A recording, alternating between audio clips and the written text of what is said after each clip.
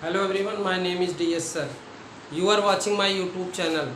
Today I am going to tell you about has, have, had, will have. आज हम आपको has, have, had और will have का अचूक तरीका बताएंगे जिससे आप लोग इसका हमेशा इस्तेमाल करेंगे अपने ज़िंदगी में।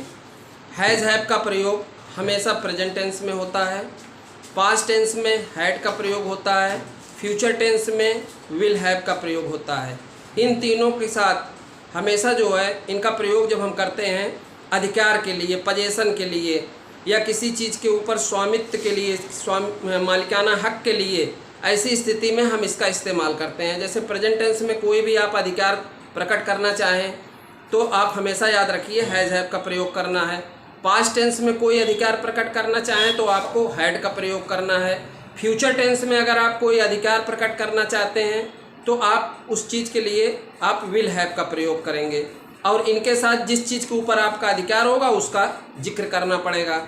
और याद कर लीजिए इसमें सारा खेल हैव का ही है और ये अधिकतर प्रेजेंट टेंस में ही होता है। जैसे हैज़, हैव का प्रयोग जो है हमको प्रेजेंट इंडेफिनिट में करना है, हैड का प्रयोग हमको पास्ट इंडेफिनिट में करना है और विल के साथ हैव लगा हुआ है इसलिए विल हैव भी फ्यूचर इंडेफिनिट में माना जाएगा। इस तरह से आप अच्छे ढंग से प्रयोग करिए और हम आपको लगातार कुछ नई और रोचक जानकारियां देते रहेंगे। ये हमारे जीवन का प्रमुख लक्ष्य है, आप लोगों को अधिक से अधिक ज्ञान दिया जाए ताकि आप लोग अपने जीवन में सफल हो जाएं और आप लोग पढ़ लिख कर अच्छे पदों पर आसीन हो जाएं। इसी के साथ आप देखिए has, have, had, will have का प्रयोग। पहचान इसकी क्या होती है? हिंदी वाक्यों में के रे पास, के रे पास, तीन शब्द आप देख लीजिएगा। के रे पास, अगर ये के मिल जाए, रे मिल जाए और पास शब्द मिल जाए, हिंदी वाक्यों में के रे पास आदि शब्द अगर आपको नजर आ जाए तो प्रेजेंट टेंस में आपको हैज, हैव का इस्तेमाल करना है, पास्ट टेंस में आपको हैड का इस्तेमाल करना है, आंख मूंद कर इस्तेमाल करिए, फ्यूचर टेंस में विल हैव का प्रयोग करना है। इस प्रकार के वाक्यों से अधिकार, ओनरशिप, पजेशन, संबंध, रिलेशनशिप या पारस्परिक संबंध, म्यूचुअल रिलेशनशिप का भाव व्यक्त होता है। सबसे पहले हम सोचेंगे कि हैव क्या है। हैव हमारी एक मुख्य क्रिया है। हैव का मतलब होता है रखना, ये मेरी बेस फॉर्म है।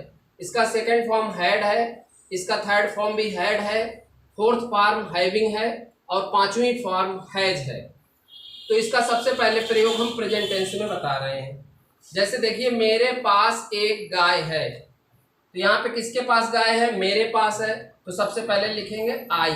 देखिए रे शब्द आपको मिला, पास शब्द आपको मिला, तो आई लिख लिया। प्रेजेंट टेंस है, यहां से पहचाना प्रेजेंट टेंस में मेरा हैज, हैव लगना है, तो आई के साथ क्या लगाएंगे आप? I have. और गाय है तो अ काऊ। वाक्य आपका क्या बन गया? आई हैव अ काऊ। तुम्हारे पास एक सुंदर मकान है, तुम्हारे पास रे शब्द आपको मिला, पास शब्द को आपको मिला, एक सुंदर मकान है। एक बार हमने शुरू में बताया था, कभी भी जैसे एक लिखा है, सुंदर लिखा है और मकान लिखा है, ये मकान मेरा नाउन है, ये सुंदर मेरा एडजेक्टिव है। नाउन और एडजेक्टिव का कभी भी कॉम्बिनेशन होगा तो या तो ए आएगा या तो एन आएगा। ये तुम्हारे किसके ऊपर निर्भर करेगा कि अब हमको ए लगाना है कि एन लगाना है। जैसे सुंदर है शब्द, ब्यूटीफुल रहेगा तो अ लगेगा, तो इस तरीके से अम्ब्रेला रहेगा तो एन अम्ब्रेला लगेगा। तो इस तरीके से हमको समझ के चलना है कहाँ पे ए लगेगा, कहाँ पे एन लगेगा। मगर ये बात याद रखिए एडजेक्टिव और नाउन का कॉम्बिनेशन है तो ए और एन में कोई एक चीज जरूर आएगी। अगर आप ए एन नहीं लिखते हैं तो आपका वाक्य गलत हो जाएगा, आर्टिकल प्रॉब्लम आपके अंदर हो जाएगी। ठीक, तुम्हारे पास एक सुंदर मकान है, तो सबसे पहले आप लिखेंगे तुम्हारे की इंग्लिश यू, उसके बाद हैव, अ सुंदर की इंग्लिश होती है ब्यूटीफुल, हाउस। राधा के पास 3 बेटे हैं, पहले राधा लिखेंगे, स्पेलिंग राधा, हैज 3, बेटे की इंग्लिश सन होती है तो उसको बहुवचन बना देंगे। राधा हैज 3 सन। चौथा वाक्य देखिए, उसके पास एक छाता है, उसके की इंग्लिश होगी ही, और उसके बाद हैज लगेगा ही के साथ, ही हैज एन अम्ब्रेला। अब देखिए ध्यान दें, अम्ब्रेला का उच्चारण जो है इंग्लिश से मत देखिएगा कभी, यू से नहीं, मतलब हमको हिंदी का उच्चारण आप देखिए, अम्ब्रेला आ से चालू है इसलिए इसके पहले एन लग गया एक चीज के लिए, ठीक है। इसके बाद देखिए भैया 5वां नंबर वाक्य, राम के पास पेन नहीं है। अगर इसका दूसरा अर्थ लगाते हैं तो अर्थ मेरा निकलेगा राम अपने पास पेन नहीं रखता है या राम पेन नहीं रखता है। तो प्रेजेंट इंडेफिनिट टेंस है, हमने शुरू में बताया इन सब का प्रयोग इंडेफिनिट के नियम से होगा, इंडेफिनिट के नियम से ही इसको बनाते हैं। तो राम के पास पेन नहीं है, तो यहां सबसे पहले राम लिखेंगे। राम के साथ प्रेजेंट इंडेफिनिट में क्या लगता है, डू या की डज, तो डज लगेगा। राम डज नॉट, रखने की इंग्लिश होती है हैव अ पेन, तो इंग्लिश क्या बनी, Ram does not have a pen. और जल्दी से बोलेंगे अगर कॉम्बिनेशन करके तो क्या बोलेंगे, Ram doesn't have a pen. छठा देखिए, तुम्हारे पास भाई नहीं है, तुम्हारे 3 भाई नहीं हैं, तो पहले तुम्हारे की इंग्लिश हो गई यू के साथ डू लगेगा कि डज लगेगा, प्रेजेंट इंडेफिनिट में हमने बताया डू लगेगा। तो you do not have, do not के साथ है, डू के साथ हमेशा फर्स्ट फॉर्म लगती है इसलिए हैव लगी, डज के साथ भी फर्स्ट फॉर्म लगती है इसलिए हैव लगी। तो यू डू नॉट हैव, कितने भाई तुम्हारे पास नहीं है, 3, तो 3, और उसके बाद आप ब्रदर्स लिख दीजिए, क्योंकि 3 हो गया तो इसलिए बहुवचन नाउन लिखा जाएगा, ब्रदर्स होगा, 3 ब्रदर नहीं हो सकता, 3 ब्रदर्स। फिर देखिए क्या शुरू में है, शुरू में जब हम जिक्र करते थे टेंस अपना पढ़ाए थे उसमें बताए थे क्या शुरू में होता है तो क्या की इंग्लिश नहीं लिखी जाती है, उसके स्थान पे सहायक क्रिया लिखी जाती है।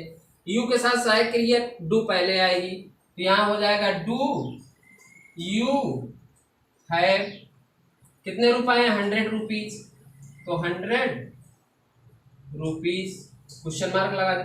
डू यू हैव 100 रुपीज, क्या तुम्हारे पास 100 रुपए हैं। इसके बाद अगला वाक्य देखिए, उसके पास एक सुंदर पत्नी क्यों नहीं है।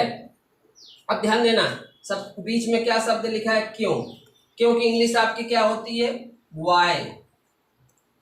फिर उसके पास does he not have a beautiful wife, तो इंग्लिश क्या बनी, why does he not have a beautiful beautiful wife. फिर से मिलाइए, why does he not have a beautiful wife. अगर डज और नॉट का कॉम्बिनेशन कर लेते हैं तो ये नॉट अगर यहां से कूद के आएगा तो क्या बनेगा, why doesn't he have a beautiful wife. इस तरह से प्रेजेंट के हमने सारे वाक्य बताए हैं। अब हम पास्ट का बताने चल रहे हैं। अब आप हैज का सेकंड यूज देखिए, हैड का प्रयोग आप देखिए, सेकंड यूज। पहले में तो हैज हैव था, पास्ट टेंस में हैड था, अब हैड का यूज आप ध्यान से देखिए। मेरे पास एक महल था, तो सबसे पहले था आया तो था का मतलब पास्ट टेंस है, पास्ट टेंस में हमको हैड का प्रयोग करना है और पास्ट इंडेफिनिट का प्रयोग करना है, क्योंकि यहाँ पे इंडेफिनिट मैंने दिखा दिया इसीलिए। तो यहाँ पे मेरे पास एक महल था, तो आई। अब देखो सेकंड फॉर्म कैसे होती है, पास्ट इंडेफिनिट टेंस में सेकंड फॉर्म लगती है, हैड मेरी सेकंड फॉर्म है इसीलिए हैड लगा। I had a palace, I had a palace, मेरे पास एक महल था। तुम्हारे पास एक कुर्सी थी, you had a chair.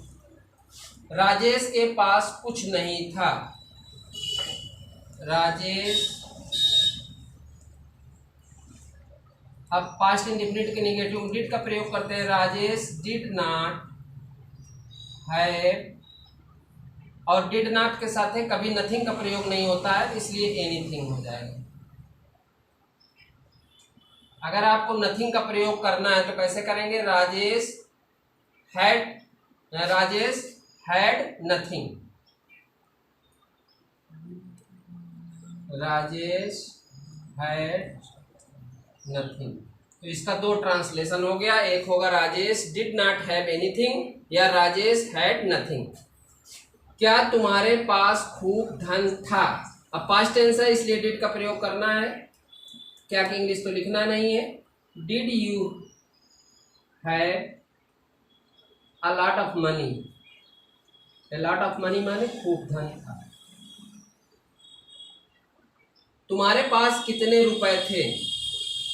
How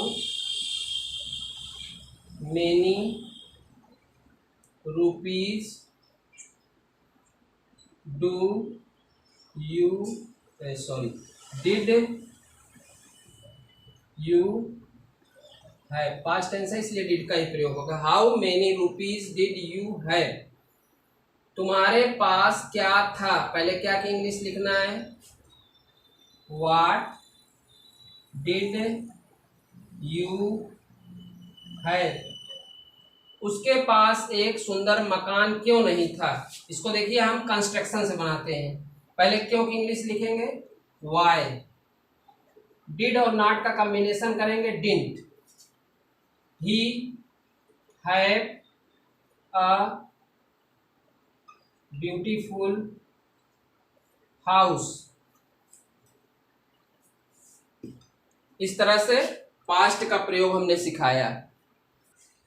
अब तीसरा यूज देखिए, थर्ड यूज विल हैव का प्रयोग। विल हैव का प्रयोग भविष्य में अधिकार प्रकट करने के लिए होता है। जैसे देखिए ये लिखा हुआ है, मेरे पास 2 वर्ष बाद एक मकान होगा। पहले लिखेंगे आई, फिर उसके बाद विल हैव लगाना है हमको भविष्य के लिए। आई विल हैव, क्या होगा? एक मकान, अ हाउस।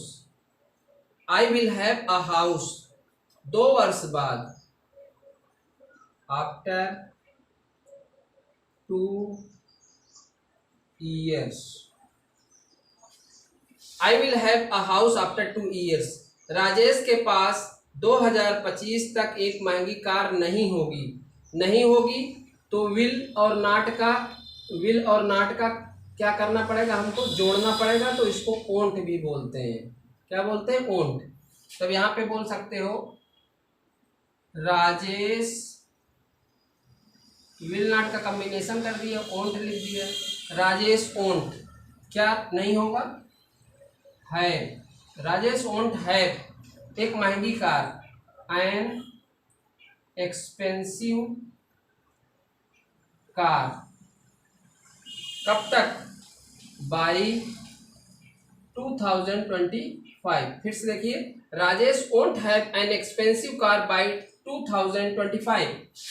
क्या तुम्हारे पास 5 वर्ष बाद एक पुत्र होगा? यह मतलब भविष्य के लिए हम सोच रहे हैं, भविष्य में ये होगा कि नहीं होगा? होगा तो क्या लगाएंगे? क्या की शुरू की इंग्लिश क्या हो जाएगी?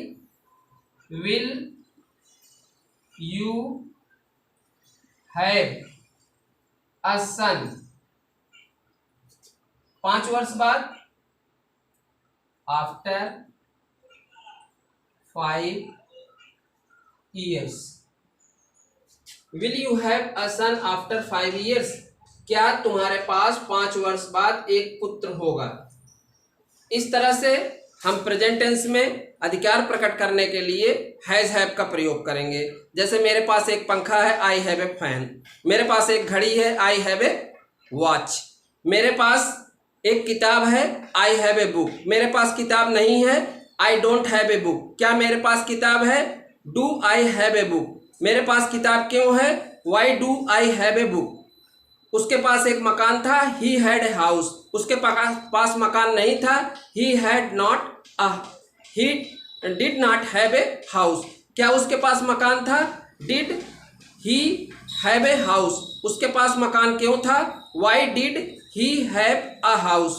मेरे पास एक मकान होगा, I will have a house. मेरे पास मकान नहीं होगा, I won't have a house. इस तरह से आप present tense, past tense, future tense में अधिकार वाले वाक्यों को अच्छे ढंग से बोलेंगे और उसको हमेशा अपने यूज में लेंगे।